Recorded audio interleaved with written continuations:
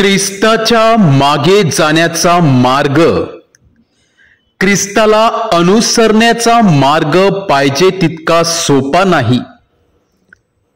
त्याच्यामध्ये फार चॅलेंजेस आहेत, कधी दुःख देखील आहेत, कष्ट देखील आहेत.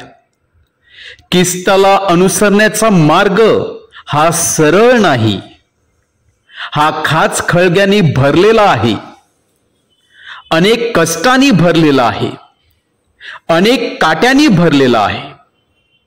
अशासाठी की त्याच्या मागे येणारा शिष्य या खाच खळग्यातून गेल्यानंतर, या काट्यावरून चालल्यानंतर, या दुःखातून गेल्यानंतर एक परिपक्व म्हणून चांगला अनुयायी बनू शकेल.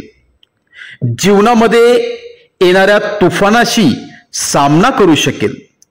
आणि म्हणूनच ख्रिस्त आपल्या अनुयायांसाठी एक सरळ मार्ग देत नाही, तर मार्ग जो कष्टाचा आहे, दुःखाचा आहे, यातनेचा आहे, तो मार्ग आपल्या शिष्यांना देत आहे. आणि म्हणून परत एकदा आजच्या शुभवर्तमानामध्ये प्रभू येशू ख्रिस्त स्पष्टपणे आपल्या शिष्यांना सांगत आहे की माझा देखील मार्ग हा काट्याने भरलेला होता, मला देखील अनेक दुःखांना आणि संकटांना सामोरे जावे लागले होते. तेच दुःख आणि संकट तुमच्या देखील मार्गावरती येणार आहेत, कारण तुम्ही माझे अनुयायी आहात. केवळ आणि केवळ माझे शिष्य असल्या कारणानं, केवळ आणि केवळ तुम्ही माझ्यावरती प्रीती करत असल्या कारणानं लोक तुमची निंदा करतील, लोक तुम्हाला खाली पाडण्याचा प्रयत्न करील, लोक तुमच्यावरती दोषारोपण करतील, लोक तुम्हाला माझ्यापासून हिरावून घेण्याचा प्रयत्न करतील, कारण त्यांनी मला अजून देखील ओळखले नाही. जर त्यांनी मला ओळखले नाही तर ते तुम्हाला देखील ओळखणार नाही. परंतु जी व्यक्ती या मार्गापासून भटकून जात नाही, जी व्यक्ती भीतीने आपला मार्ग सोडत नाही, ख्रिस्ताला अनुसरत राहते, ती व्यक्ती मात्र यशस्वी होत असते. त्या व्यक्तीचा मात्र विजय होत असतो. विजयाचा मुकुट परमेश्वर त्या व्यक्तीला देत असतो.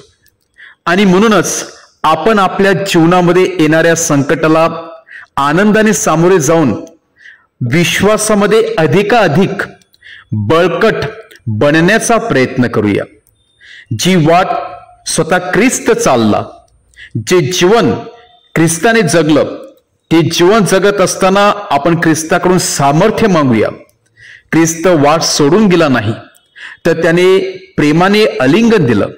तीच वाट आपण प्रेमाने स्वीकारावी व ख्रिस्ताचा एक अनुयायी किंवा शिष्य म्हणून विश्वासामध्ये अधिक बळकट बनावं, अधिक बलवान बनावं, सामर्थ्यवान बनावं. म्हणून आपण विशेष परमेश्वराकडून सामर्थ्य मागूया, पवित्र आत्म्याची कृपा मागूया.